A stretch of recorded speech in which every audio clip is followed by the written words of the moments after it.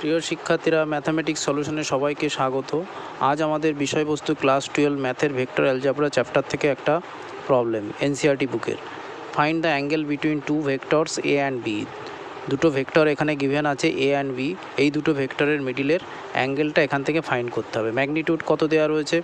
√3 and 2. That means magnitude means mod of A is equal to √3 and mod of B is equal to 2। আর একটা কি given আছে? A vector dot B vector is equal to √6।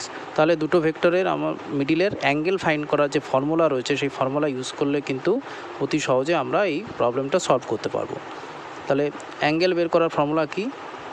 A vector dot B vector is equal to mod of A vector dot mod of B vector cos theta.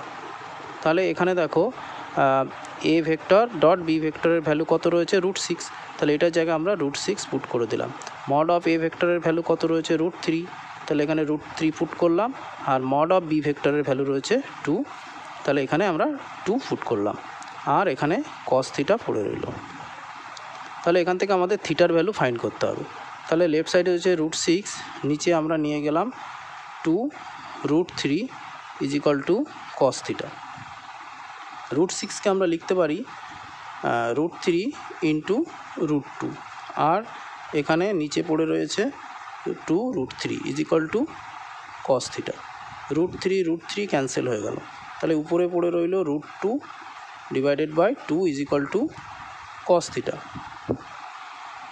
Rationalise করলে নিউমারেটারও √2 দিয়ে multiply হবে, ডিনোমিনেটারও √2 দিয়ে multiply হবে, is equal to cos theta. √2 cancel হয়ে গেল। Cancel না করে আমরা উপরে মাল্টিপ্লাই করে দিই, 2 হবে। √2 মাল্টিপ্লাই করলে আর নিচে পড়ে রইবে কি? 2 √2। তাহলে এখানে 2 ক্যান্সেল হয়ে গেল, is equal to cos theta. তাহলে এখানে রইল 1/√2 is equal to cos theta.